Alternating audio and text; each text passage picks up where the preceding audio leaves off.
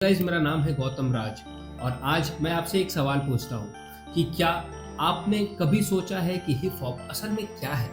क्या एक music style है या एक सिर्फ एक डांस स्टाइल है, या हिप हॉप कहते किसको हैं? इस प्रस्तुति में मैं आपको पूरे डिटेल में जाकर बताऊंगा कि हिप हॉप असल में क्या है और ये किन चीज़ों से मिलकर बना है और किस चीज़ को हम हिप हॉप कहते हैं। इस प्रस्तुतिकरण को देखने या सुनने के बाद आपको हिप हॉप का एक बेसिक नॉलेज हो जाएगा, जिसके बाद आपसे कोई भी पूछता है व्हाट इज हिप हॉप तो आप बेझिझक बता सकते हो कि व्हाट इज हिप हॉप।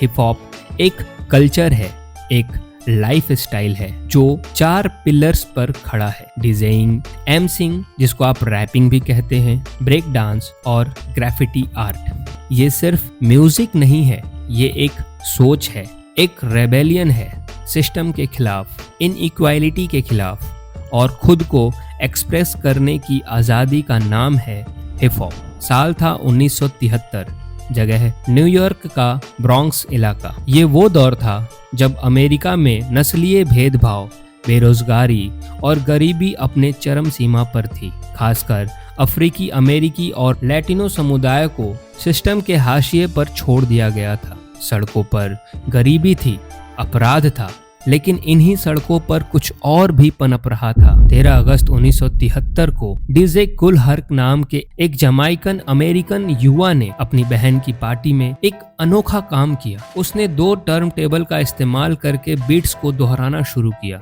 जिससे डांस करने वाले रुकते नहीं थे और म्यूजिक बिना थमे बजता जा रहा था। ये बीट्स लोगों को जोड़ने लगा। डांस, रैप और आर्ट के जरिए एक नई भाषा बनी। उस समय किसी ने नहीं सोचा था कि ये एक छोटा सा बीट लूपिंग एक्सपेरिमेंट आने वाले समय में एक ग्लोबल कल्चर बन जाएगा। इसके बाद ग्रैंड मास्टर फ्लैश और अफ्रीका बनबाटा जैसे लेजेंड्स सामने आए, जिन्होंने डीजेइंग और रैप को एक्टिविज्म से जोड़ा। वो सिर्फ गाना नहीं बना रहे थे, वो अपनी कहानी सुना रहे थे। हिप हॉप अब एक आवाज बन चुकी थी उनकी, जो अक्सर अनसुने रहते थे। वो आवाज जो कह रही थी, हम भी हैं और हम चुप नहीं रहेंगे। हिप हॉप सिर्फ एक म्यूजिक स्टाइल नहीं है, ये एक पूरा कल्चर है और इस कल्चर को खड़ा करता है इसके 4 पिलर, यानी 4 मुख्य एलिमेंट। हर एक पिलर का अपना एक मकसद है, अपनी कहानी है, और जब ये चारों मिलते हैं तब बनता है हिप हॉप कल्चर। डीजेइंग यानी डिस्क जैकिंग, हिप हॉप की सबसे पहली आर्ट। डीजे कुल हर्क ने जब टर्न टेबल का इस्तेमाल करके 2 बीट्स को एक साथ प्ले करना शुरू किया, उन्होंने ब्रेक बीट नाम का तकनीक निकाला, जिससे गाने के ड्रम सेक्शन को बार बार रिपीट किया जाता था। इससे डांसर्स नॉन स्टॉप डांस करते थे। डीजे वो होता है जो बीट से लोगों की नब्ज पकड़ता है। डीजे बिना बोले क्रांति करता है, स्पीकर और म्यूजिक के जरिए। आज भी डीजेइंग हिप हॉप का म्यूजिकल बैकबोन है। Kids who would previously have joined gangs began channeling their energy into hip hop, literally taking to the streets with speakers and turntables. MCing, the voice of the street. MCing का मतलब है master of ceremony, लेकिन hip hop में MC वो है जो stage से जनता से बात करता है, अपनी राइम में सच्चाई, गुस्सा, प्यार, वंडर या ड्रीम्स पर। MCing evolved from the DJ having a microphone to make announcements, to announce when the next party was going to be, where the next party was going to be, who was going to be at the party, you know what I mean? To acknowledge members of the group, members in the crew, or people in the audience. MCs ने poetry को beat से जोड़ा और ये बना rap. टूपैक, Eminem से लेकर नेजी और डिवाइन तक, ये सभी एमसीज अपनी जिंदगी की कहानी रैप में कहते हैं। रैप वो जरिया है जिससे वो लोग बोलते हैं जो कभी भी सुने नहीं गए।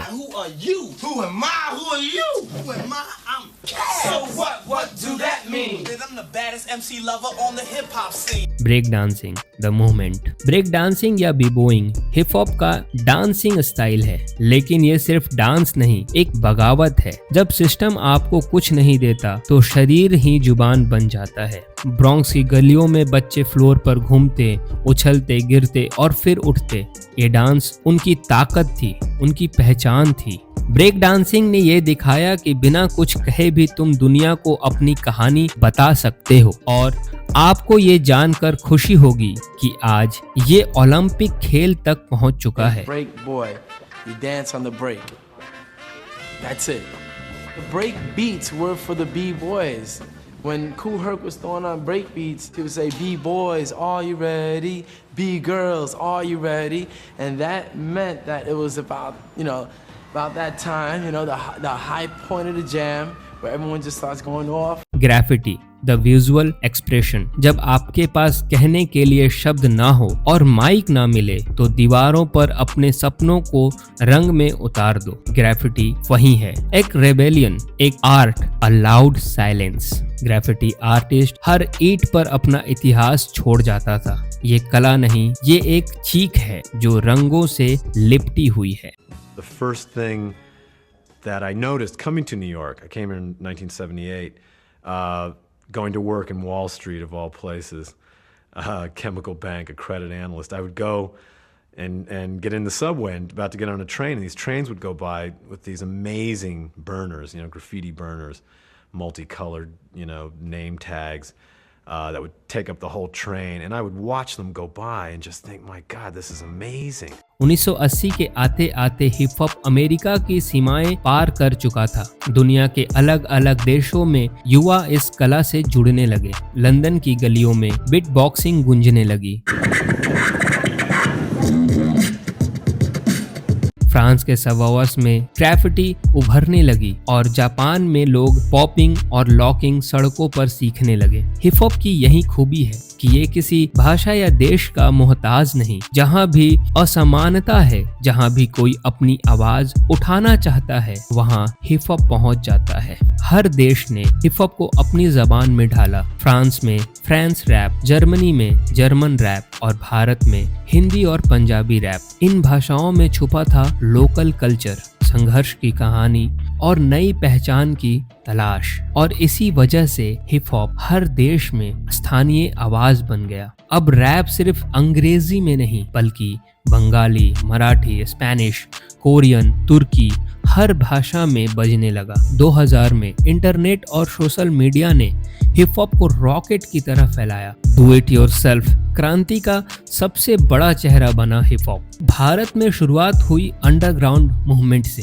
पहले मुंबई और दिल्ली के कुछ लड़कों ने गली मोहल्लों में रैप करना शुरू किया। उनका रैप हिंदी में था, लोकल स्लैंग में था। गली बॉय मूवी ने इस मूवमेंट को नेशनल स्पॉटलाइट में ला दिया। हिप हॉप अब किसी एक गली की चीज नहीं, ये एक ग्लोबल कल्चर है जिसमें हर देश की धड़कन शामिल है, हर शहर की कहानी, हर इंसान की भावनाएं। और इसकी सबसे बड़ी खूबसूरती यही है कि हिप हॉप तेरा है, हिप हॉप मेरा है, हिप हॉप सबका है, क्योंकि ये कहता है express yourself, speak the truth, be real, B free.